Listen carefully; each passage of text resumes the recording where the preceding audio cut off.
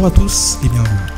Combler les fossés entre la technologie et les gens en organisant des discussions, mais aussi inspirés par les biais des retours d'expérience de nos experts et nos collaborateurs. Telle est la mission de Volcano à Bari. Je me présente, je suis Isaac Yongala, assistant marketing pour Volcano. Et comme vous le savez tous, durant ce mois de mars 2023, nous déroulons une série de podcasts qui est intitulée Women in Tech, dont l'objectif est de pouvoir mettre en avant ces femmes fortes qui travaillent à Volcano afin de partager leurs expériences.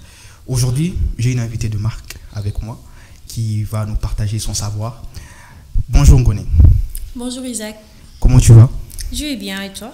Ouais, ça va super bien. Ça va. Alors, pour celles et ceux qui ne te connaissent pas, parce que moi je te connais, on travaille ensemble, est-ce que tu pourrais nous faire une brève présentation de qui est Ngoné? Alors, bonjour déjà à tous qui nous écoutent. Okay. Moi c'est Ngoné et je suis UX UI Design à Volcano. Okay. Et je suis là, ça doit faire maintenant presque 2 ans. Okay. Donc c'est ça. Tu peux nous faire un peu une brève présentation de ton parcours, c'est-à-dire ton parcours plus universitaire, jusqu'au moment où tu es tombé dans le UX? Alors, moi j'ai eu mon bac en 2015. J'ai été à l'université virtuelle du Sénégal. J'ai fait là-bas 2 ans avant de rejoindre Bakelli. Et c'est à Bakelli que j'ai fait une formation en design. Après ça, j'ai eu un stage à Bakelli aussi. Après le stage à Bakelli, on m'a envoyé à Volcano. Et depuis, je suis là. Ok. Donc, à l'université virtuelle du Sénégal, tu as pu faire quelle filière? Multimédia, Internet et communication. C'est toujours dans le même domaine que de la technologie. Donc, là-bas, on faisait un peu de tout. On faisait du marketing digital, du développement web, on faisait aussi du design. Et moi, j'ai choisi le design. En fait, à partir de quel moment, moi, c'est que je vais comprendre, que tu as commencé à éprouver un amour pour tout ce qui est design, en fait? C'est à partir de Bakelli, je peux dire. Parce que même à l'université, avant l'université, le choix de faire multimédia, internet et communication, c'était pas le mien. Donc c'est après l'université, quand je suis arrivée à Bakelli, que j'ai trouvé cet amour sur le design. Donc à Bakelli, je faisais du design graphique, mais c'est au cours de mon stage que je me suis spécialisée en UX. Donc aujourd'hui tu peux dire que ça a été quelque chose qui a été fait pour toi depuis le début? Oui, je peux dire, parce que je me sens bien en faisant cela. Alors que au début je me disais que c'était pas pour moi, mais maintenant tu prends un peu plus de plaisir en fait. Alors je pense qu'on a même sauté l'étape, c'est d'abord d'expliquer, parce que ici l'idée c'est de pouvoir permettre aux gens qui vont écouter de comprendre un peu le métier. L'UX design, moi j'entends l'UX, l'UI. En fait, ça consiste en quoi? De manière assez terre à terre et assez globale, en fait. De manière assez terre à terre, c'est juste la conception de sites web ou d'applications. C'est en fait ce qu'on voit devant une machine. Par exemple, quand on vous présente un site, ce qui est entre la machine et l'utilisateur, ce qui est visible. C'est juste ça. L'UI, c'est-à-dire UI qui est qui est la conception, mais l'UX c'est la recherche. C'est la recherche, c'est-à-dire pour savoir est-ce que l'utilisateur a besoin de tel bouton sur cette plateforme, est-ce que ça peut l'aider à aller plus vite dans ses recherches. Donc c'est un peu aussi, vous rentrez un peu dans cette psychologie-là, excusez-moi, des utilisateurs, c'est-à-dire comprendre un peu ce que l'utilisateur va avoir besoin en fait. Oui, c'est un peu ça. Comprendre l'utilisateur, ce qu'il veut et comment le retenir sur l'application, ou aussi comment lui permettre de trouver ce qu'il veut en temps réel et sans qu'il ait à perdre du temps. Donc vous mettez vraiment toute une structure afin que l'utilisateur ne puisse pas se perdre, parce que dans le monde nous vivons, dans les temps est vraiment roi. Et l'idée vraiment, c'est de pouvoir rendre assez court, entre guillemets, le temps que l'utilisateur va avoir à rechercher quelque chose. Et par là, je vais rebondir. Est-ce qu'aussi cette psychologie-là, au fait, de rentrer dans la tête des gens, entre guillemets, ça influe aussi sur ta vie? C'est-à-dire, dans la vie courante, tu rentres aussi dans ces genres de réflexions-là. Tu penses aussi trop, à maintenant tu dois réagir, à maintenant tu fais, je sais pas. Pas tout à fait. Okay. En tout cas, pour moi, ça me pousse pas à penser trop, mais quand je suis devant ma machine en train de travailler, je pense à ce que l'utilisateur aurait besoin sur ce parcours ou ce qu'il n'aurait pas besoin, ce qui rendrait agréable son expérience en fait. Oui, c'est ça. Ok. Depuis que tu travailles chez Volcano, je vais comprendre, quels sont en fait les projets, sans citer les noms, un projet complexe, c'est-à-dire un projet vraiment que tu t'es retrouvé, tu t'es dit, ces projets-là, que ça t'a pris un peu la tête, sans citer les noms, tu peux nous raconter une anecdote d'un projet, quelque chose, un projet sur lequel tu as eu à travailler dessus. Un projet complexe, il y a eu des projets pas tout à fait complexes, mais avec des termes que je ne comprenais pas, je suis toujours obligée d'aller sur Google. Donc, ça me prend beaucoup plus de temps que si par exemple, dans un autre projet, les termes sont beaucoup plus clairs et beaucoup plus compréhensifs. Parce que parfois, on donne par exemple un cahier de charge. Sur le cahier de charge, c'est pas vraiment explicatif. Donc, ils mettent juste ce qu'ils veulent, ce qu'ils attendent de nous. Mais si, par exemple, c'est des notes conceptuelles, là, c'est plus détaillé. Ouais. Ok. Donc, c'est-à-dire, c'est à vous aussi peut-être de pouvoir aussi, à Volcano, entre guillemets, c'est de réformer aussi les besoins du client, avec des termes qui sont familiers avec la méthodologie, en fait. Oui, ce serait mieux comme ça.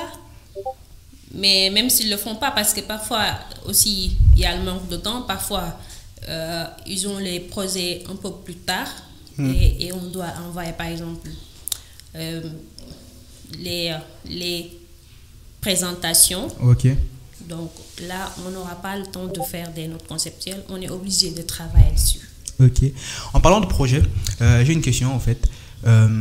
Avec quelle équipe tu travailles plus particulièrement? C'est-à-dire dans ta manière de faire, tu es plus en relation avec qui? Comment ça se passe en fait? Quand je dis on a un projet, comment ça se passe sans nous dévoiler la méthode qu'on utilise en interne, hein? Quand je dis vous avez un projet en interne dans la partie production, comment vous y prenez en fait? Quand on a un projet, ça passe d'abord par les sales qui nous envoient par exemple les notes conceptuelles. On doit faire une présentation et après ça, si c'est validé, ça revient vers le responsable design, Martha, qui va nous dire, qui va choisir entre Femme et moi pour nous demander de faire ce projet ou bien de suivre l'autre projet. Donc si par exemple on arrive à me choisir moi de continuer un projet, là j'y travaille moi seul, mais à la fin je envoie ça à Martha qui va lui aussi essayer de mettre des commentaires, des feedbacks qu'il y en a aussi avant de retourner vers les devs. Ok, je vois vraiment la méthodologie, elle est vraiment assez agile. J'ai une autre question, c'est quelle est au fait la journée type d'un Ngoni? C'est-à-dire quelle est au fait une journée type de toi? Qu'est-ce que tu fais dans une journée type au travail? Bien évidemment, si tu n'es pas en télétravail, vu qu'on travaille un peu trop. Quelle est au fait une journée type de toi, du matin jusqu'à 18h? Une journée type? Ouais. C'est une journée où je suis accrochée sur ma machine, sans que personne ne me dérange, en train de santé dans la salle. Dans la salle, ok. C'est tout, hein. Mais à part ça, il n'y a pas autre chose. C'est-à-dire c'est juste conception. Conception toute la journée. Ok. J'aime faire que ça. Ok. Genre, la musique, elle joue une place assez importante dans ta manière de faire, dans ta méthodologie. Oui.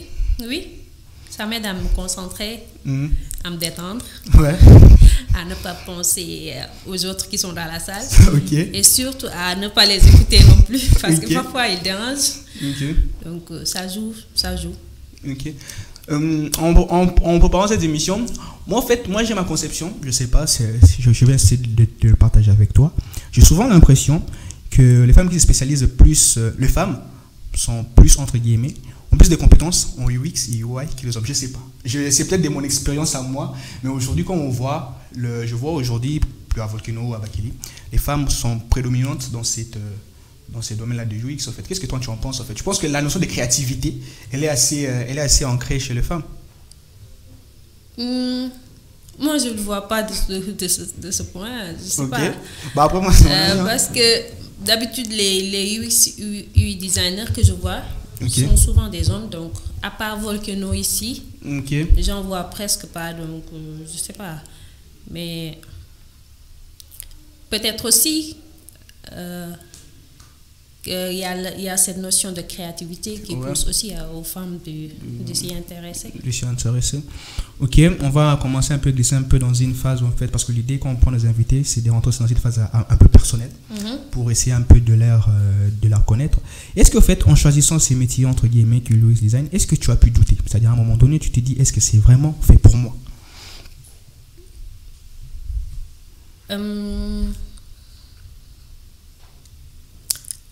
Non, je pense pas.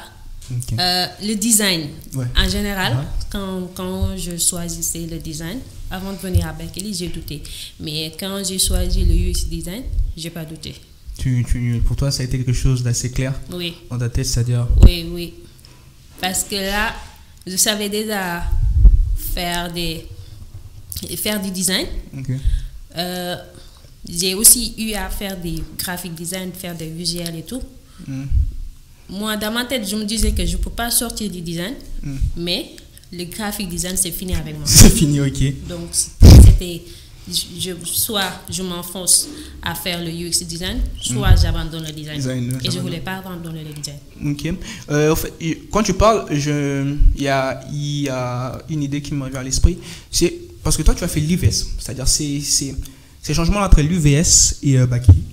Parce que Bakili, c'est une formation qui est axée 100% pratique.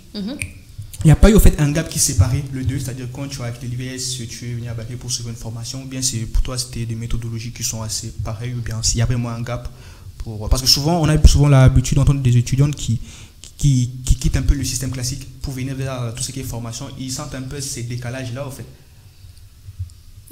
À Bakili et UVS, c'est à peu près pareil, parce que Bakili, même si c'est 100% pratique et qu'il y a des coachs, on forme sur l'autodidacte. Ok. Alors qu'à l'UVS aussi, c'est pareil, c'est l'autodidacte.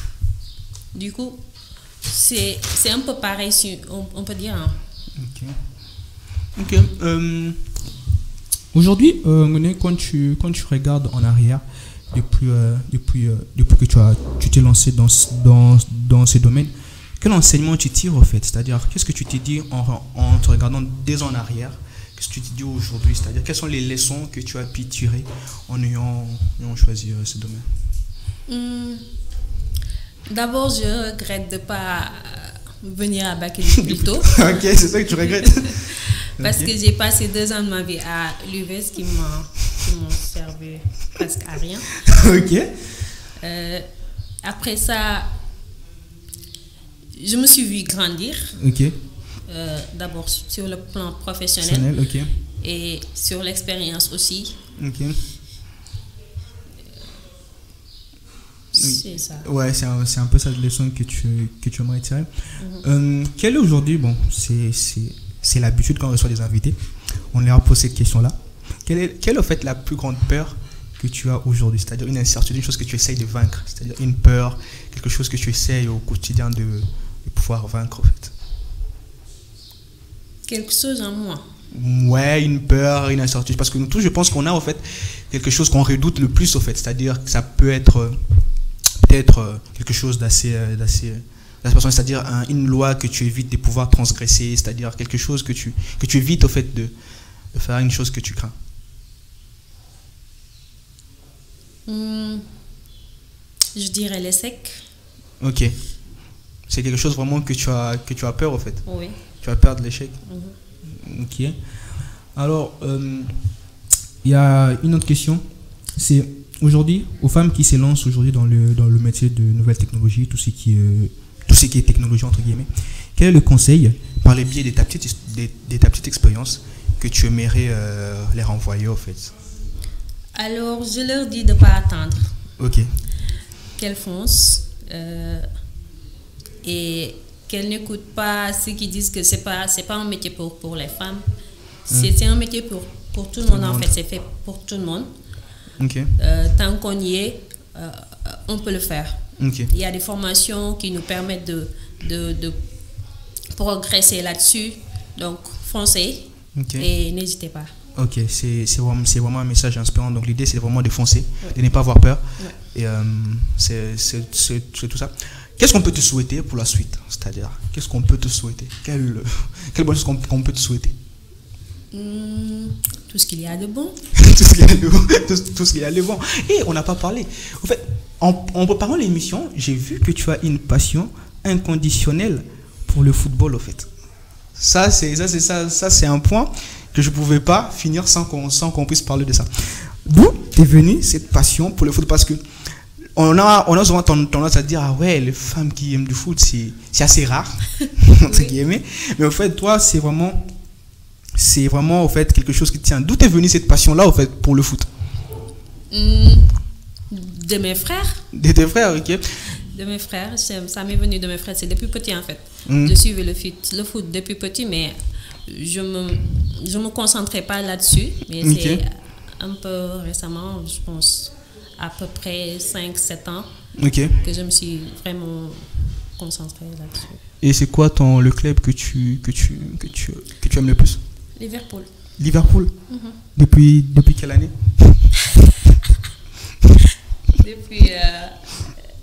Depuis petit. Non, pas depuis petit. Moi, je sais la raison pour laquelle tu aimes Liverpool. C'est à l'époque où il y avait Sadio Mané. Je sais pourquoi ta question, je connais. Non, mais... C'est pas ça. C'était à l'époque de Gérard. De Gérard? Oui. Sérieusement? Oui. Non, mais c'est assez rare de trouver une personne qui est fan de Liverpool. C'est vraiment assez rare, en fait. Rare? Ouais. Non, moi en tout cas, mais c'est assez rare. Quel est ton pays de rêve? C'est-à-dire, ton pays de rêve, là où tu aimerais aller? Tu vas m'offrir un visa? Peut-être. Un pays de rêve. Je ne sais pas si c'est un pays ou une région dans un pays, mais en tout cas, j'aime trop Maldives. Ah, le Maldives, ok. Ah ouais, c'est une île. Tu rêverais d'y être? Ouais. Ok. En tout cas, Ngoné, ça a été un plaisir de pouvoir t'avoir dans ces quelques minutes. Comme mot de la fin, si tu as un mot de la fin, c'est-à-dire... déjà, où est-ce que les gens peuvent te trouver? Quels sont les réseaux sociaux auxquels tu es actif? Sur LinkedIn, le nom c'est... Sur LinkedIn, c'est Ngoné Diop. Ok, Ngoné Diop, ok. Sur... non, pas Twitter. Parce que là-bas, tu te déchaînes sur le foot. Twitter, je me déchaîne. Ok. Donc, restez juste sur LinkedIn. Sur LinkedIn, ok. Ouais. Donc, Ngoné Diop, si les gens veulent rentrer en contact avec toi, veulent en apprendre plus, veulent discuter avec toi, surtout ce qui est le cadre professionnel, bien évidemment, je sais que tu es une personne assez ouverte. Donc, si les gens veulent rentrer en contact avec toi, c'est par là. Mot de la fin? Bah, merci. Okay. Merci pour tout, de m'avoir invité et de m'avoir... Non, pas... En tout cas, c'était un plaisir. Ouais, le plaisir est vraiment partagé. Voilà. Alors, chers auditeurs et auditrices, merci de votre attention. C'était le Volcano à Paris. Nous sommes arrivés à la fin. La semaine prochaine, on va avoir encore une autre invitée qui va nous parler de son domaine d'expertise. Et on s'est dit à la prochaine et prenez soin de vous. Merci beaucoup, c'était Isaac Yongala.